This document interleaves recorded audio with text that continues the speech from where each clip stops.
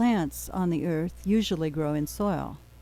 Some plants, like lichens, can grow on almost bare rock, but most plants need soil to grow, or so we thought. The science of hydroponics is also called soilless culture because we grow plants without soil. So how do we replace soil? One of the purposes of soil is to give the roots something to hang on to protect it from blowing away in the wind. In hydroponics, we use substrates instead of soil. The substrates give the roots something to hang on to. A substrate is any material we use in hydroponics for plants to grow instead of soil. We found that some substrates are better than others to replace soil. With a well-mixed substrate, plants usually grow better or quicker than they will in soil. Ideal soil conditions for plants' roots is a mix that allows the roots to see about half water and half air, or 50% moisture. So a mix that provides this ideal is good for growing most plants. In soils, the soil can become too bogged down, too heavy, or too compressed, and the roots do not see ideal conditions. The results are poor growth or no growth at all. When we pick our substrate to grow plants in hydroponics, we have many things to consider, but one of the most important is the aeration. The plant roots cannot get the water if they do not have air also. One of the materials used is perlite, a white, crumbly substance that allows for a root area of both water and air.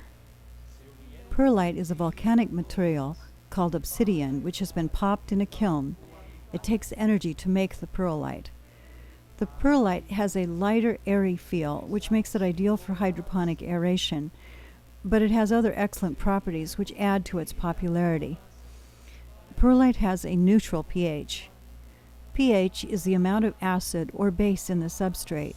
Plants will grow in some range of pH, but if the substrate gets too acid or too base, pH too low or too high, plants can't grow. There are soils around the world that have a pH too high or too low to support plant growth. There are things that can be done to correct soils. For low pH soils or acid soils, lime can be added to make them less acid, and for alkaline soils or high pH soils, peat moss or sulfur can be added.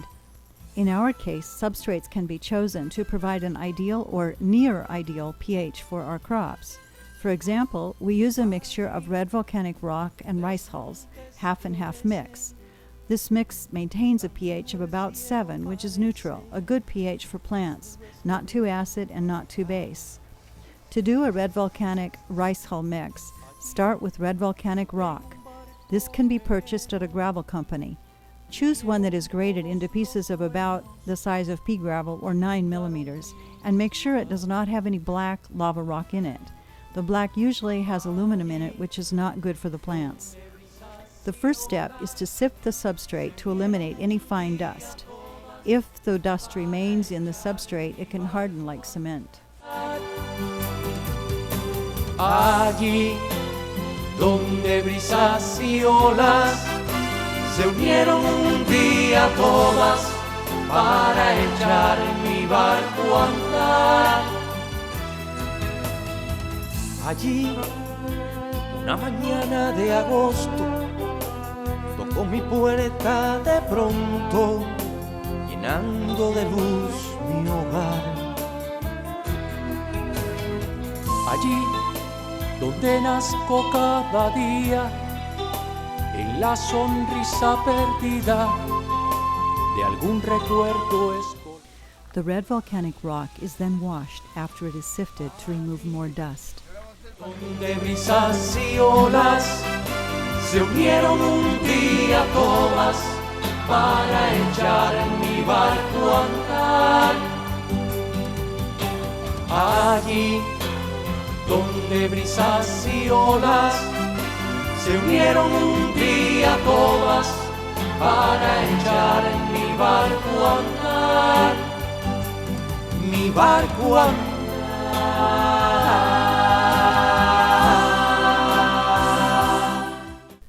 The rice hulls are the husks of rice grains, an agricultural byproduct of rice production. Any processor that handles rice should have a ready supply of rice hulls.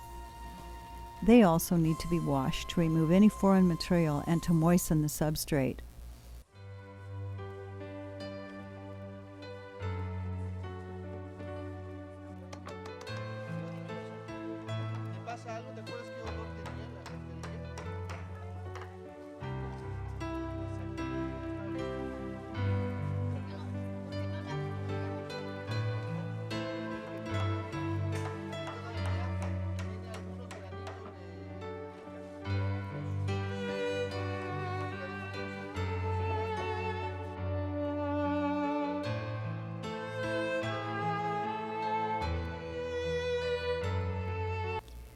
When the red volcanic rock and rice hull are mixed together, the mix is a much better substrate than either the red volcanic rock or the rice hulls alone.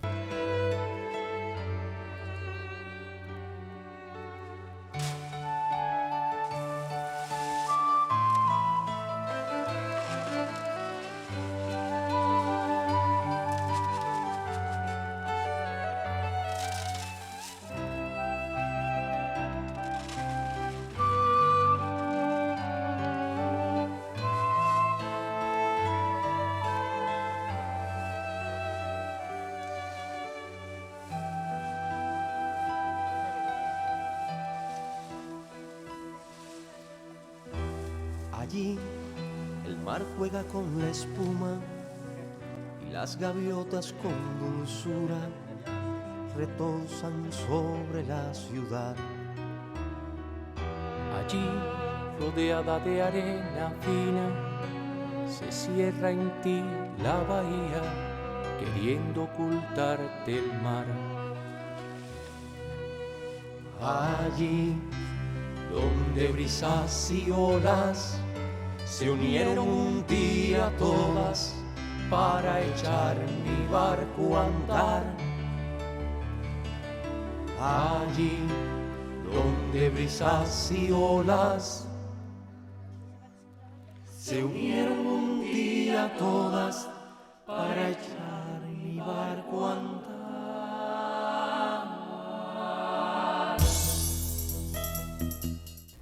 When we mix hydroponic substrate, we add it to the growers, both smaller growing containers and the larger bed growers. When placing the substrate in the grower, it is important to put handfuls of substrate around the drain to be careful not to dislodge it when pouring in the rest of the media.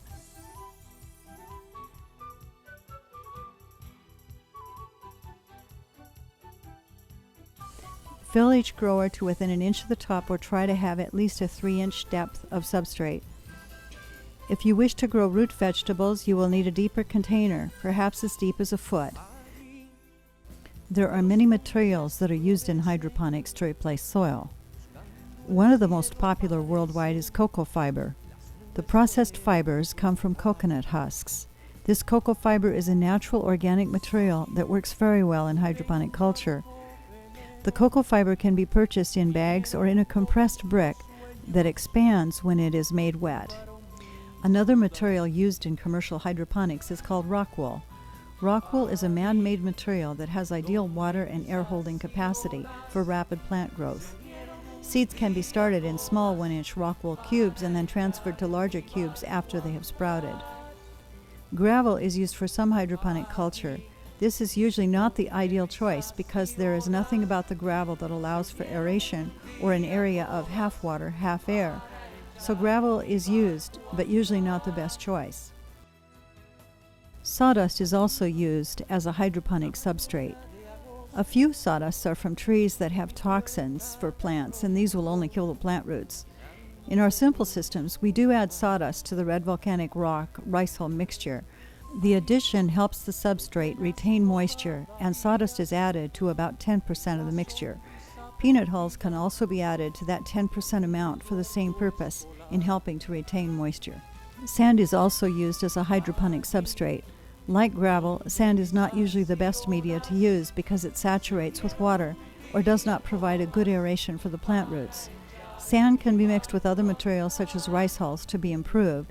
Be sure not to use beach sand as it has too much salt from the salt water and will likely kill the plant. Some of the very first hydroponic growers built by Dr. Gerke were growers placed in the ground that were used for growing potatoes. He realized that every square yard would produce about 7 pounds of potato each month. This is still true today for most root vegetables, 7 pounds a month per square yard. Carrots take on the texture of their substrate, so they need to be grown in finer textured substrates such as sand or rice hull and sand mixes. Potatoes and carrots and most root vegetables should be grown in containers with at least a 12-inch substrate depth. And the substrate should be very soft and loose so the roots can grow without resistance, and you can feel under the plant to choose larger potatoes or roots.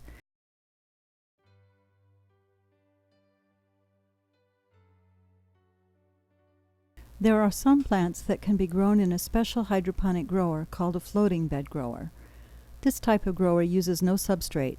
The plants are supported by a floating piece of styrofoam. Certain plants such as lettuce, basil, and celery grow very well in floating beds. The foam used for floating beds is usually 1-inch thick white foam, commonly used for household insulation.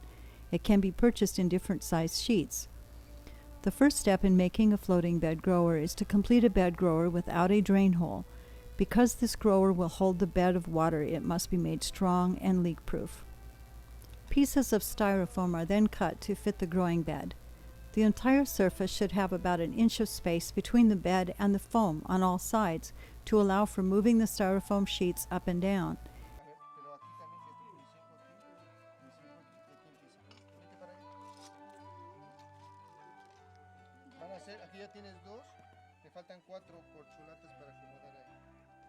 In floating bed growers, the water must be aerated each day.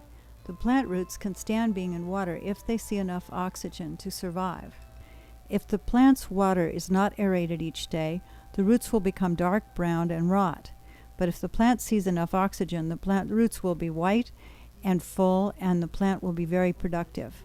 So the bed is aerated by hand at least once a day. This is accomplished by lifting up the styrofoam and then mixing the water with your hand for at least a minute. This hand mixing adds oxygen to the water and allows the plants to live. The next step in making a floating bed is to put holes in the styrofoam sheet for the roots. The best size for the hole is usually 1 inch. There are different hole patterns, but the most common is to lay out the holes along diagonal lines 7 inches apart. The easiest way to lay out the hole pattern is to use bottle caps. The styrofoam is laid out as it will be set up in the table, and the bottle caps are lined up in diagonal lines 7 inches apart.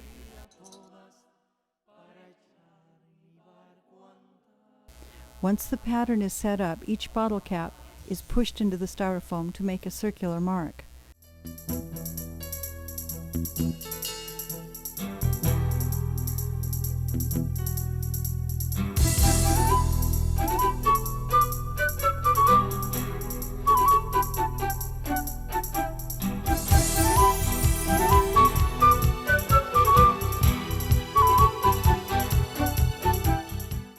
Once the marks are made, the bottle caps are removed. Then a 1-inch diameter metal pipe is heated in a fire to make the end hot. Once hot, this tool is used to burn holes through the styrofoam. It retains its heat for 4 or 5 holes, and then it will have to be reheated.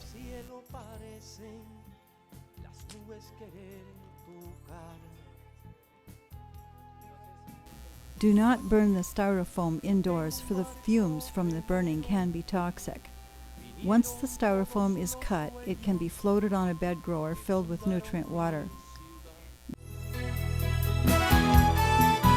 Allí donde brisas y olas se unieron un día todas para echar en mi barco a andar. Allí donde brisas y olas se unieron un día todas para echar en mi barco a andar. Allí, una mañana de agosto, tocó mi puerta de pronto. There are other patterns of holes that can be burned into the styrofoam. One is a pattern when the holes are placed close together, 1 inch or 2 apart. These sheets are used to grow out small transplanted seedlings. Another pattern is 3.5 inches apart for smaller plants or transplanted lettuce.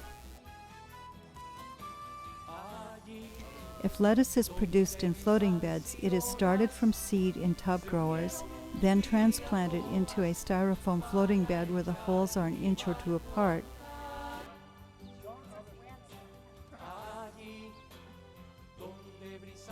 The sponge, or soft foam, is cut from a sheet of foam 1 inch thick.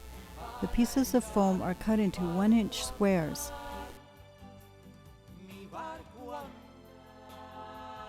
A slit is made through the middle so the sponge can be opened up and the lettuce inserted in the sponge. These sponge pieces can also be cut from a sponge to use for dishes, but it needs to be a sponge with no soap added.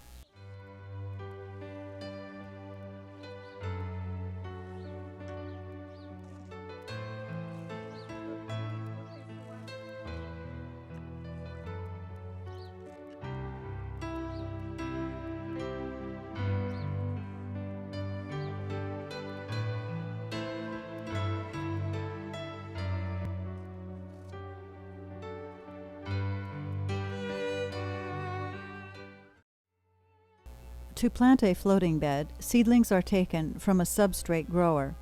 Each is removed with the surrounding substrate to protect the small roots. The substrate is allowed to fall away from the roots, and the roots are soaked in nutrient water.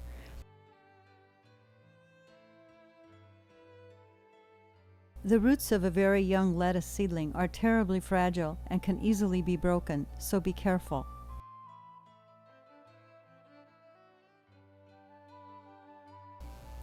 A piece of sponge that will be used for the lettuce is also soaked in nutrient water. The lettuce seedling is inserted in the slit in the sponge. The jointed area of the leaves and roots is placed just above the slit. The roots are placed in the sponge and allowed to dangle below to the water. The sponge is placed in the styrofoam hole of the sheet. Be careful to allow the fragile roots to dangle in the water before placing the lettuce in the hole. Y las gaviotas con dulzura retosan sobre la ciudad. Allí, rodeada de arena fina, se cierra en ti la bahía, queriendo ocultarte el mar. Allí donde brisas y olas se unieron un día todas para echar mi barco a andar. Allí donde brisas y olas. As they become crowded, the seedlings are transplanted into the 3.5-hole spaced growers for another week or two. Then they are transplanted again into the full 7-inch wide hole spacing and allowed to grow and fill the grower. Lettuce can be harvested as whole heads of lettuce, or individual leaves can be harvested to make bags of loose-leaf lettuce. If the leaves are harvested, the lettuce produces much more leaves, perhaps 8 times as much, and they produce for about a month. In the floating beds, the water has nutrients added to it to feed the plants. As extra water is needed, nutrients are mixed into the water. The floating bed growers are also used for celery and basil. Whatever crop is grown in the floating bed, each one has to be hand aerated every day.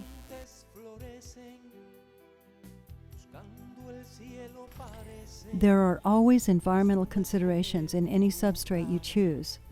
River rock or gravel can be obtained from a river or a creek bed. This can damage the creek bed, and that gravel could be contaminated from activities upstream. Gravel that is crushed in a quarry is cleaner, but often the edges are sharp and not the best environment for roots. So gravel becomes a poor choice for hydroponics from the environmental point of view. Sand can be an excellent hydroponic substrate, but again it should not be obtained from a creek bed. If sand is used from a quarry, mined and crushed, it can be mixed with rice hulls to make an excellent substrate.